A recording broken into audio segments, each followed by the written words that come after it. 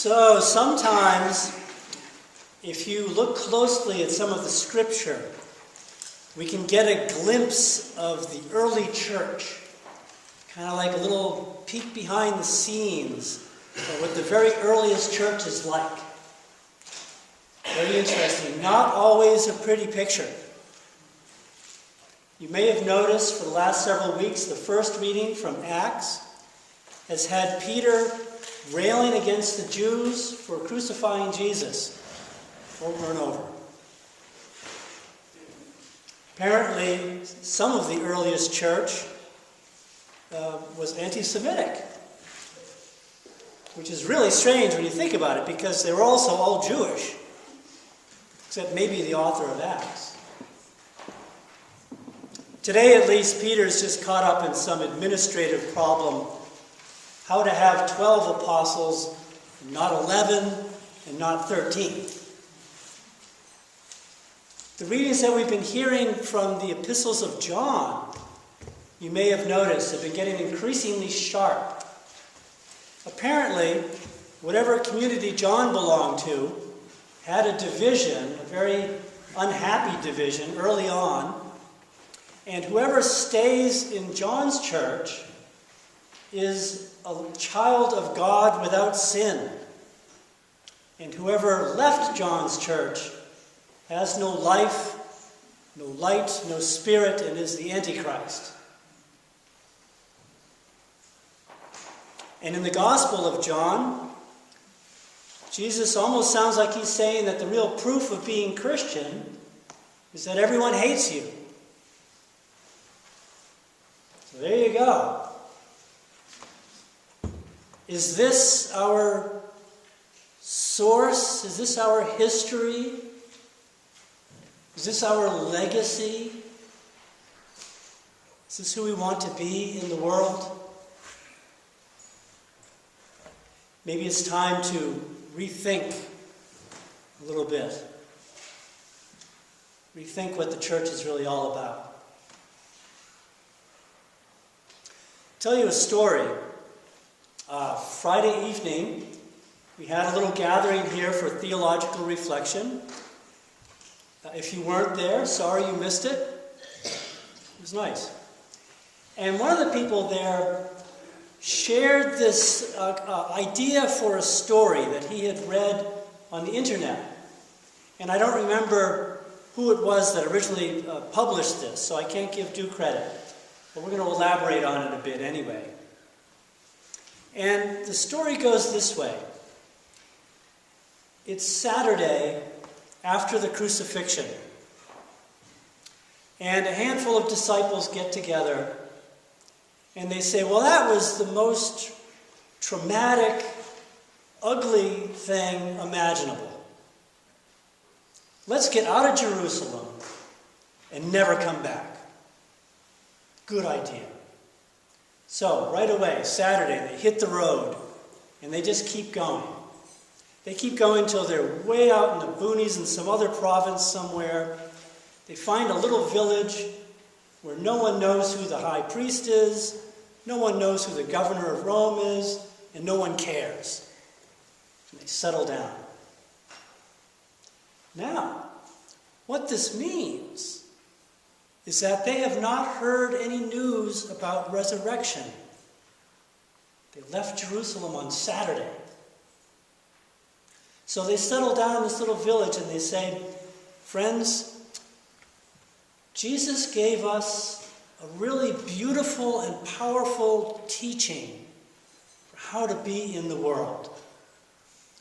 And we owe it to him and to the teaching to keep working with it. Sounds good, they say. So what they do is once a week, they all get together and they have a meal and they share with each other how the week went. And so a meeting might be something like this. Someone stands up and says, my brothers and sisters, you know, I was walking in that back alley in the middle of the village and someone jumped out and he demanded my purse. And I was frightened. And I was really upset too. And then I remembered that Jesus said, if someone asks for your coat, give them your shirt too. So I said, brother, you must need this more than me. And the fear left me. He took the purse and he didn't hurt me. And everyone says, that's a powerful story. Thank you for sharing that. And I think maybe if we take up a collection, we can make good on your loss. Someone else stands up and says, you know, brothers and sisters, I have problems with my neighbor. And the other day, my neighbor got really angry and started saying things to me that were just so mean. So I stopped listening to the words, and I looked in his eyes, and I could see the pain inside. And you know, for a moment, I really loved him. And everyone says, thank you for that testimony. That's very powerful. Someone else says, you know, I remember Jesus himself doing that to me once. Haven't been the same since. Someone else stands up and says, brothers and sisters, I have problems with my neighbor because I thought he was my friend and he went behind my back and betrayed me. And I just don't know what to do about it. I'm just livid. And they say, okay, we can't be perfect all at once. Why don't you try to forgive yourself first? And maybe in time, we'll all find it in our hearts to forgive your neighbor too. And so it goes, week after week. And you notice in all this sharing what they don't say. No one says, I went and told people that they should believe in Jesus. This community is not talking about Jesus. It's trying to be Jesus. Can you imagine a community like that? Can you imagine belonging to a community like that? It would be very compelling. And sure enough, it grows. Week by week, people are drawn into it.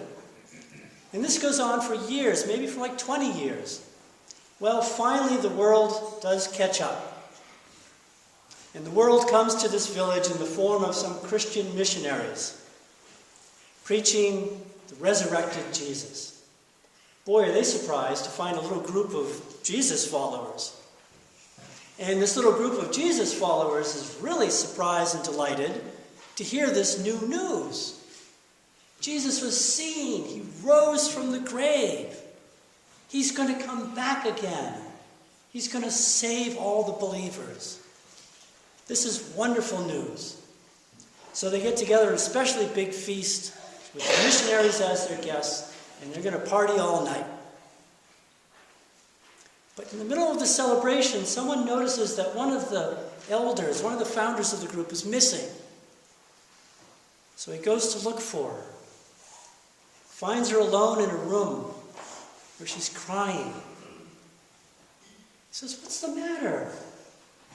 We just heard this good news that Jesus was seen alive. And he's coming back. He's going to save all the believers. She says, I know, that's the problem. Now people will follow him to see what's in it for them, instead of following him to see what they have to give to others. Is that the course that the church has taken for 2,000 years of God on our side? To see what's in it for us, not ask what we have to give? Maybe it's time to rethink that. How to be a community that knows what it has to give and how much healing can be brought about by sharing. Just sharing.